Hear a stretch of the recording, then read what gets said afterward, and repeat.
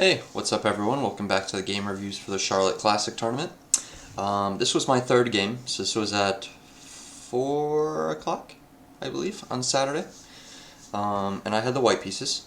And the guy that I was playing against was same as me, 1 point out of 2 games. But he actually conceded to me that he actually lost his first game on Friday, and then he re-entered the tournament for $60 to play on the 2-day schedule, which means that his result is scratched. So he lost, but then the loss was discounted towards the tournament, still counts towards rating, I believe. And then what he did was draw his next 2 games. So he kind of told me off the bat that he, out of 3 games, doesn't even have a win on the board, which maybe he wasn't trying to tell me. Maybe he was just trying to tell me, like, oh yeah, rough tournament, right? You know, just trying to make combo or something. But it kind of gave me confidence that this guy is just, like, probably not too strong. So I kind of pushed him like that, as you'll see later in the game.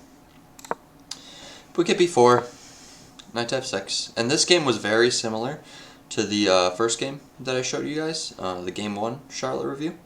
The main difference is that I played a few different moves just because I looked at that first game with the engine and saw where I, could have went slightly better, and that's what I did, just to see if I would get a better position, and I did feel like I got a better position this game. Bishop e2, d5, e3, all normal stuff. As you can see, same setup, kind of like a reverse London, just naturally developing. Same thing here. But this was the first difference that I made. I played a3 as opposed to b5. Because the computer did not like b5. And I felt like, I don't know, I wouldn't say that my position was bad in my first game, but, if I could give myself a slight edge, why not? So same thing, he castles early. I still get control of the center, but here his bishop never really has a chance for counterplay because of a3. We get knight over to d7, knight c3, and then the knight comes over to b6. So I just push. And now my idea is that I'm going to close this side of the board up, and that when that's closed, I could start making a queenside push. So he goes back, and I start my push.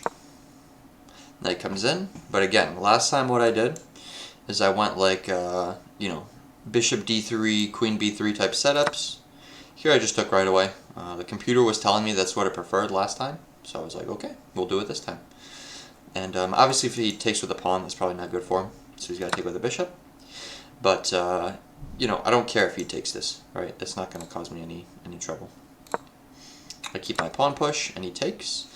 And his idea here is that I'm going to recapture the bishop, right? And then he can take, I take, and I don't have as much support here as I originally did. I'm actually looking into, like, a pawn chain. So I take this way. And the idea behind that is that I don't have any defenders on this side of the board. If I still had my knight here on f3, I would have considered castling this way. But he has a much easier path to getting pieces here for attacking. This bishop is what you consider a bad bishop. It's literally stuck within these walls. So this bishop is never going to be able to help me. And then, even if the queen can help me in defense, it's against a bishop, a knight, and a rook. I'm probably going to lose some sort of exchange. So I just thought, I'm not even going to castle there. He checks me, I block with queen, and we trade off. And the reason I was okay with this is, 1, I'm not castling this way, and let me say that again. 1, I'm not castling this way, and secondly, even if I were to castle queenside, look at all this space that's in front of my king. Castling isn't actually doing anything for me. This rook is also better protecting these pawns that are trying to become passed pawns than it is being here in the middle of the board. I might be able to play like a rook to g1 in the future, but I yet don't know what is going to happen with these pawns right here. And again, this bishop is a bad bishop. The best way I get this bishop free is by opening up these lines, not by doing anything here. So I just keep my rooks there for a while, you'll find this game. He plays f5. I play f4. I'm pretty much just closing it. Like I said, just keeping my king safe. He attacks his pawn, again, pretty one-dimensional. I just move it out of the way. I don't want to move any of my rooks to defend because then they're out of place. I would much rather just keep my rooks as they are until the last second and then move them. King goes over to f7. So he is thinking of breaking on this side. but I'm also thinking about breaking on the other side.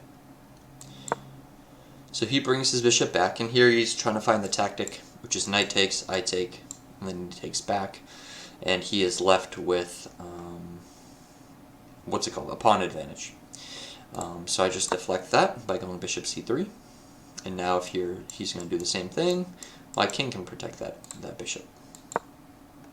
So he goes towards his other plan, which is h6, and he's prepping for g5, which, takes, and then here, he's going to slowly crack down to this center. But what I think his problem was this game is that he was all over the place with his attacks. I think that him moving his bishop back here, kind of took up tempo. I think him moving his king here took up some tempo. I took the least amount of tempo possible. My king essentially castled, or got to its post mid-game spot, with a recapture. So I lost no tempo. He spent a tempo castling and a tempo moving his king here.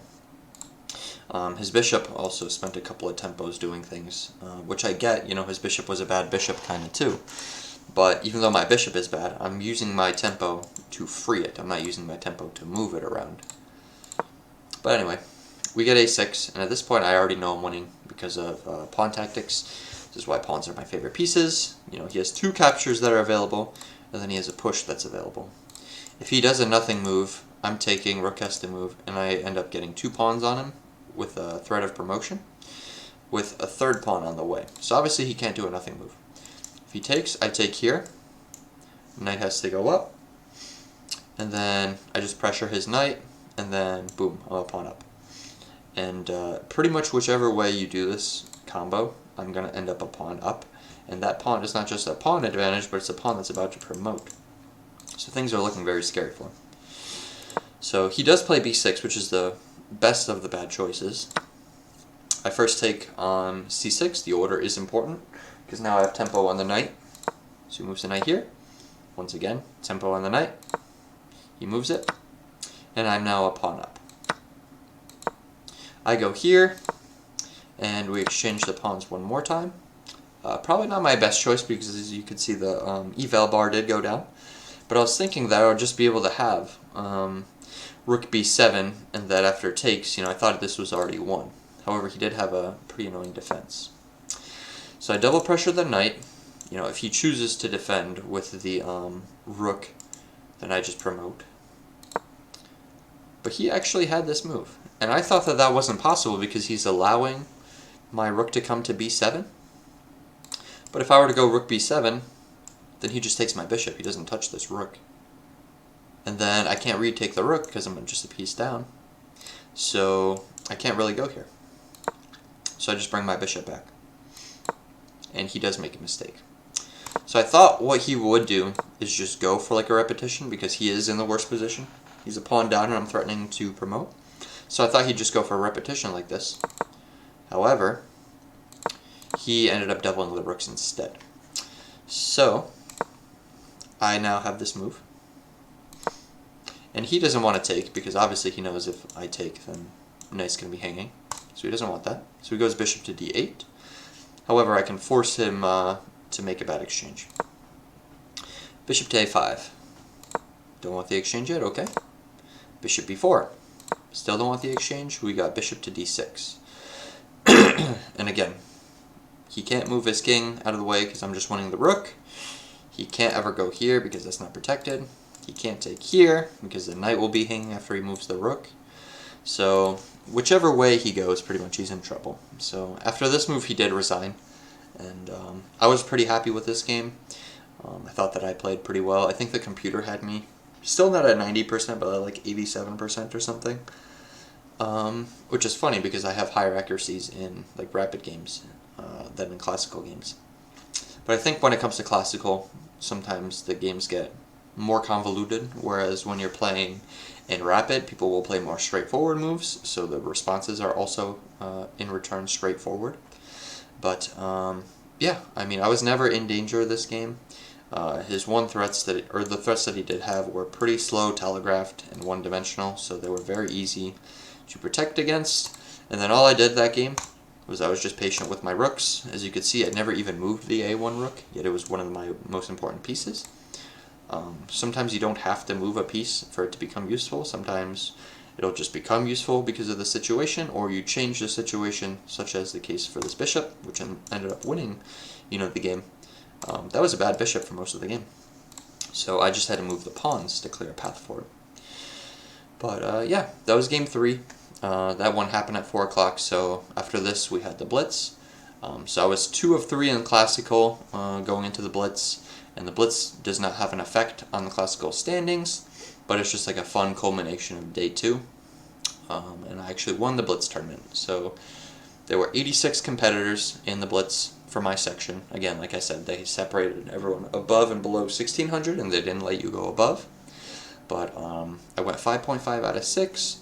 The one game that I drew was actually the one loss that I had the day before. I played that same player. And I also had the white pieces, so it was like a rerun of that game, and I managed to bring it to a draw instead of to a loss or a win, which shows me that he just has a good defense against that opening, because I think he lost his next 2 games, like in classical. So I was actually doing better than him in the tournament, despite him beating me. So that was interesting. But yeah, the blitz tournament, I just went in with a strategy, because I'm not very good at blitz, contrary to the first place I got. My strategy was just to keep things simple, just to freeze up positions like I did in these games, and then just try to win on the clock. Because in all my classical games, I was pushing my opponents on the clock. I figured I'll just try the same thing for blitz. My moves are pretty easy to make, and when they're easy to make, I don't have to spend a lot of time on them. So that was kind of my strategy. A lot of my blitz games did go to like 100 moves. You don't have to record those games, but I just knew from the amount of moves that I was making, how long the games were. And yeah, I ended up winning the blitz. It was very cool. Got a $110 prize, which they gave a lot of like $40 second place prizes, and then like a U1200 prize and all this other stuff. So I thought I would get a little more. I didn't think I'd get 500.